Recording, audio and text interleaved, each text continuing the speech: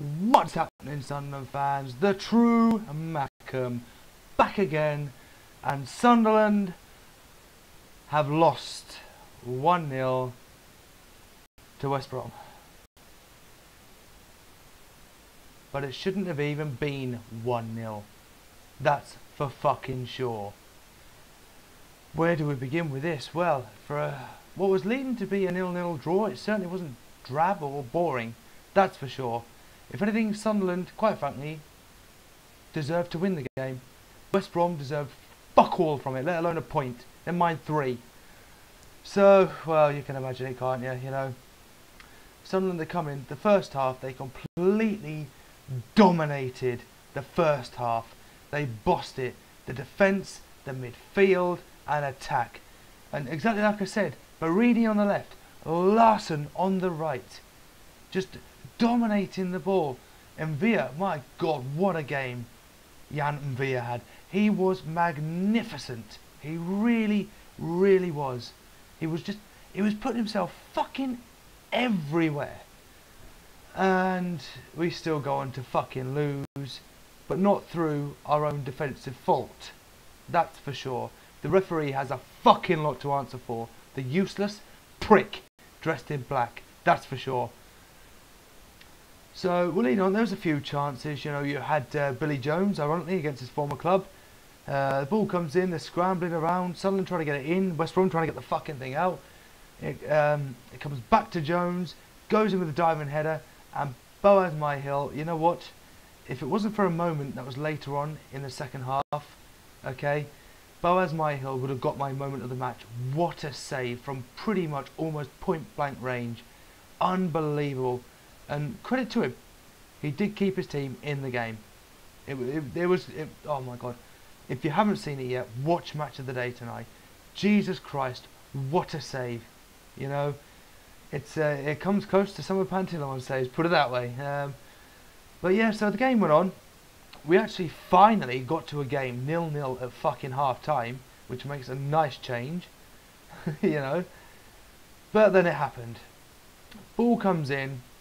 And here we go, Sado Berahino, he's here, he's in the box. Pantilimon grabs the ball, Berahino's backing into him, forcing Pantilimon to spill it. Then it hits Berahino's arm, still no free kick given. There's two that should have been a free kick already.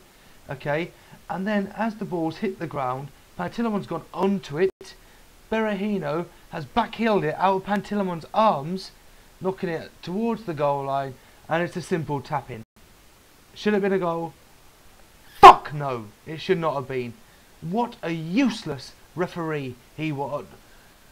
It's beyond me. It's always referees. We have a good dominant display, you know, and it's the referee again. Not to mention we had a penalty shout in the second half. I believe it was Barini brought down in the box. It was a clear penalty. There was no intention to play the fucking ball. He was brought down, and the referee points for a goal kick. Fuck right off, because therefore, if the player got the ball and it went out, it would have been a corner, not a goal kick. You useless prick in black. That shit doesn't wash with me. Honest to God. Go give your fucking head a flush down the toilet, you prat. But yeah, so the game went on. The second half was more 50-50. So out of the two sides, by far, Sunderland completely the better and the more dominant. And it was good to see Adam Johnson. He came on. He got given that second, that second life, you know, after Dick Advocaat slammed him a few weeks ago. And you know, for the first 10 minutes, he was pretty quiet. I barely got a touch of the ball. I think he got like 1 touch on the ball, and then he started coming into it a lot more. And you know, you could see with the way Sunderland played, it was unbelievable. You know, if they just started playing like that from the beginning of the season for, you know, the little general, 3 points, no, you could probably quadruple that. You know, you could be looking at 12 points easy. And yeah, Big Sammy's come in, and yeah, we lost 1-0 today. We shouldn't have lost 1-0. The goal should never have stood for a start. It was a disgrace. The referee's a disgrace to football. But yeah, that's my opinion, of course. But you know, we look like a good, solid Sunderland side, like the sides of old that we used to be, you know, that weren't impossible to beat, but we made it a fucking bastard to beat us. That's for sure. And you know, I was quite nervous going into the game. I really was, because I didn't know what to expect. Of course, my bet went fucking out the window when Sunderland lost, and thanks to useless fucking smug bastards drawing 0-0, that, you know, that helped it as well along the way. So, thank you. Good on you, Middlesbrough, you twats. But yeah, so I still have Newcastle to lose, by the way. So we'll soon find that one out tomorrow. But you know, it was a fantastic display. It was good, entertaining football to watch. Granted, you know, Barini, he was lucky to stay on the field, but so was Dawson. Dawson should have gone in the first half, that's for sure. Barini should have... Well, technically, if Dawson did go in the first half, Barini would never have been sent off in the second. He didn't get sent off, but he should have been, you know. I think he got away with about 7 or 8 challenges before he got booked, so he was... yeah, that fine line was very fucking fine, but it was a good display. And you know what the best thing was? It was without what I would say are our key players. You know, Lenz suspended, he'll come back in against Newcastle, that's for sure. Coates, I think he'll make the bench for Newcastle, because we proved that we can really play. You know, we can really, really play without Coates. Kabul was phenomenal. O'Shea was ridiculously great. He really was, you know. Some of the challenges he did, one of them pushing Berahino off the ball.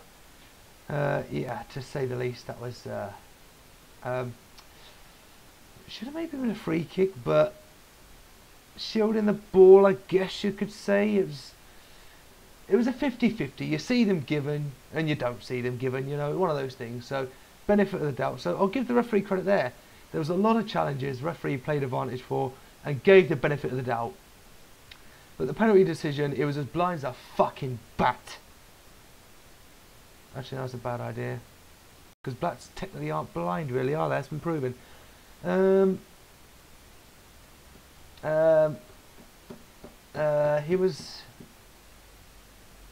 He was as blind as a fucking drunk man that had passed out. There we go. And then, you know, with the Dawson challenges, how none of them were red cards, that was fucking ridiculous. Granted, Barini cut the fine fucking line, very fine. He was a lucky man. Thankfully, you know, that's not his 5th of the season, that yellow card. Because he's going to be fundamental against Newcastle, especially with the displays? You know, that all the players put in. It was unbelievable to watch. It really was. It was a shame, because we're guaranteed to be last on match of the day, and well, we all know the BBC don't have a fucking clue in general, and when it comes to good matches to watch, they clearly will not have a fucking clue again. But right, we're going to leave it there, so we're going to move on. So, my man of the match. Well, I said the man to watch would be Barini. He was the man to watch. He was a fucking menace for West Brom. But he's not my man of the match. It's very close. Very, very close, by the way. I've got to say, I'm still in two minds, but I've got to give it to Jan Mvia. He was a fucking bellend today. He was everywhere. He was terrorising the West Brom midfield, terrorising the defence. He was running into fucking 50-50 challenges without a care in the world. It was unbelievable. That's the commitment we need for the rest of the season. And he proved that today. He proved his point. Well worth the money we've spent on him. And, you know, more displays like that, please. Jesus Christ. As for my Bellend of the match... No, before we do the Bellend, we'll do the moment of the match. Jan Mvia again. He's going on to a dead ball. He slides into a challenge. As I don't know, I can't remember. It might have... Was it Berahino maybe? Or Dawson? One of them. But going for the ball. Mvia slides in. And it's the most ridiculous sliding you will ever see in a Premier League season. But the best fucking tackle you'll ever see. As he slides in, he backheels the ball away from the West Brom player, turns around, gets up, and starts running with the ball. Fucking amazing to see. That is a top-notch challenge. That's worthy of the Premier League. So any of you fucking Geordie little bastards or anyone else says Sunderland aren't worthy, just look at that moment there. You don't see that in the Championship. You don't see that in League 1. You don't see it in League fucking 2. Hell, you don't even see it in the SPL. And that's shite as well. But moving on to the Bellend of the match. Well, I want to give it to Dawson. I really do. Got to be the referee. He made so many wrong calls. A few good calls, yeah, as my phone goes off. But the referee was a complete and utter fucking Bellend. Easy as that, guys. So my prediction went out the window. Now the team sheet wasn't too bad. You know, the team selection that I made as a team sheet. It's certainly, bear with me, frisbee me phone across the room. It wasn't that bad, you know, but yeah, it's I tell you what, the omen is set. The omen is fucking set, guys. Every new manager that's come in, we've lost the game before the big one. The derby's coming. It's around the corner. 7 days to fucking go, and I can't wait. Because if you follow the omen, for the last 3 managers, what's happened? There's been 2 games. Random game, derby. Lost. Derby. Fucking won. Simple as that. So I've got a lot of videos coming up for you guys in the build up to the derby. You don't want to miss it.